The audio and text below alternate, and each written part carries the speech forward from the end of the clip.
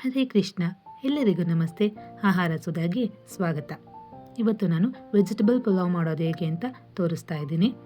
ಬ್ರೇಕ್ಫಾಸ್ಟ್ಗೆ ಇವನ್ rice ಐಟಮ್ಸ್ನ ಇಷ್ಟಪಡೋರಿಗೆಲ್ಲ ಹಾಗೇನೇ lunch ಬಾಕ್ಸ್ಗೂ ಕೂಡ ಒಳ್ಳೆ ರೆಸಿಪಿ ಅಂತಲೇ ಹೇಳ್ಬೋದು. ಯಾವ ರೀತಿ ಮಾಡೋದಂತ ನೋಡೋಣ.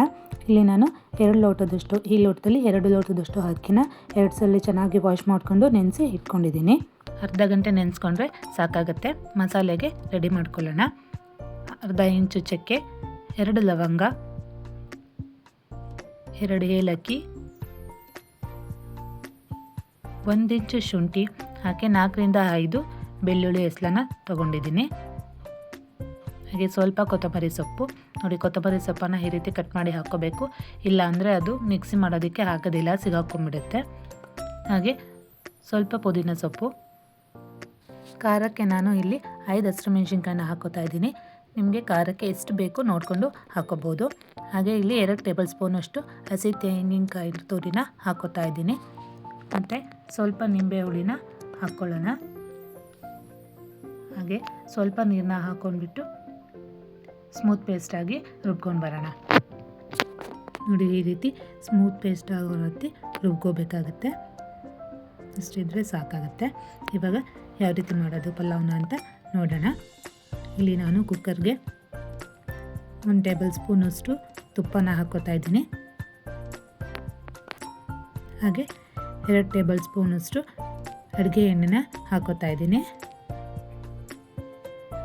ಎಣ್ಣೆ ತುಪ್ಪ 2 ಬಿಸಿ ಆದಮೇಲೆ 2 ಲವಂಗ, 1 ಇಂಚು ಚಕ್ಕೆ, ಮೊಗ್ಗು, ಸೋಂಪು, ಸ್ವಲ್ಪ ಜೀರಿಗೆ ಹಾಗೆ ಪಲಾವ್ ಎಲೆನ ಹಾಕ್ಕೊಂಡು ಎಣ್ಣೆಯಲ್ಲಿ ಎಲ್ಲ ಚೆನ್ನಾಗಿ ಫ್ರೈ ಮಾಡ್ಕೋಬೇಕು.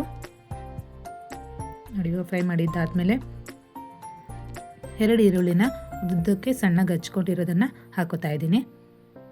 ಅದನ್ನು ಸಹ ಎಣ್ಣೆಯಲ್ಲಿ ಚೆನ್ನಾಗಿ ಫ್ರೈ ಮಾಡ್ಕೋಬೇಕು. ಈರುಳ್ಳಿ ಸ್ವಲ್ಪ ಬೆಂದಮೇಲೆ 1 ಟೊಮೆಟೊನ ಸಣ್ಣದಾಗಿ ಹಚ್ಚಿ ಹಾಕೋತಾ ಇದ್ದೀನಿ. ಹಾಗೆ ಸ್ವಲ್ಪ ಅರಿಶಿನ ಹಾಕ್ಕೊಂಡು ಒಂದ್ಸಲಿ ಮಿಕ್ಸ್ ಮಾಡ್ಕೋಬೇಕು.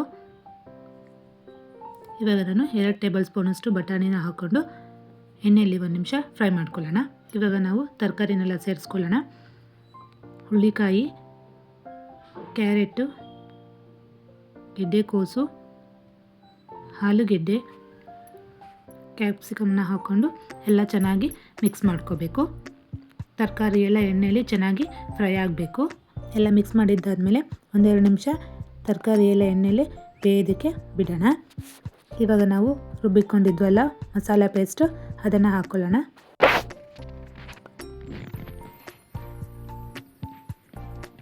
ಅದನ್ನು ಸಹ ಎಲ್ಲ ಚೆನ್ನಾಗಿ ಮಿಕ್ಸ್ ಮಾಡ್ಕೋಬೇಕು. ನೋಡಿ, ಈ ರೀತಿ ಎಲ್ಲ ಮಿಕ್ಸ್ ಮಾಡಿಬಿಟ್ಟು 1-2 ನಿಮಿಷ ಬೇಯೋದಕ್ಕೆ ಬಿಡೋಣ. ನೋಡಿ, ಇವಾಗ ಆಗಿದೆ. ಇವಾಗ ಇದಕ್ಕೆ ನಾನು ನೀರನ್ನ ಸೇರಿಸ್ಕೊತಾ ಇದ್ದೀನಿ. ನಾನಿಲ್ಲಿ 2 ಲೋಟ ಅಕ್ಕಿ ತೊಗೊಂಡಿರೋದ್ರಿಂದ 4 ಲೋಟದಷ್ಟು ನೀರನ್ನ ಸೇರಿಸ್ಕೊತಾ ಇದ್ದೀನಿ. ನೀರನ್ನ ಹಾಕ್ಕೊಂಡು ಎಲ್ಲ ಚೆನ್ನಾಗಿ ಮಿಕ್ಸ್ ಮಾಡ್ಕೊಂಡ್ಬಿಟ್ಟು ಒಂದು ಪ್ಲೇಟ್ನ ಕ್ಲೋಸ್ ಮಾಡಿ ಒಂದು ಸ್ವಲ್ಪ ಹೊತ್ತು ಕುದಿಯೋದಕ್ಕೆ ಬಿಟ್ಬಿಡೋಣ. ನೋಡ್ತಿದ್ದೀರಲ್ವ, ಇವಾಗ ಕುದೀತಾ ಇದೆ. ಒಂದ್ಸಲಿ ಎಲ್ಲ ಮಿಕ್ಸ್ ಮಾಡಿಬಿಟ್ಟು ಇದಕ್ಕೆ ನಾವು ನೆನೆಸಿ ಇಟ್ಕೊಂಡಿದ್ವಲ್ಲ ಆ ಅಕ್ಕಿನ ಸೇರಿಸ್ಕೊಳ್ಳೋಣ. ಎಲ್ಲ ಒಂದ್ಸಲಿ ಚೆನ್ನಾಗಿ ಮಿಕ್ಸ್ ಮಾಡಿಬಿಟ್ಟು ರುಚಿಗೆ ತಕ್ಕಷ್ಟು ಉಪ್ಪನ್ನು ಹಾಕ್ಕೊಳ್ಳೋಣ. ಅದನ್ನು ಸಹ ಒಂದ್ಸಲಿ ಮಿಕ್ಸ್ ಮಾಡಿ ಎಲ್ಲ ಚೆನ್ನಾಗಿ ಕುದಿಯೋದಕ್ಕೆ ಬಿಡೋಣ.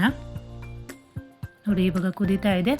ಇವಾಗ ನಾವು ಕುಕ್ಕರ್ ಲಿಡ್ನ ಕ್ಲೋಸ್ ಮಾಡಿಬಿಟ್ಟು 2 ವಿಷಲ್ ಕೂಗಿಸ್ಕೊಂಡ್ರೆ ಸಾಕಾಗುತ್ತೆ. ಯಾಕಂದರೆ ಅಕ್ಕಿ ನೆನೆಸಿರ್ತೀವಲ್ಲ, ಹಾಗಾಗಿ 2 ವಿಷಲ್ ಕೂಗಿಸ್ಕೊಂಡ್ರೆ ಸಾಕು.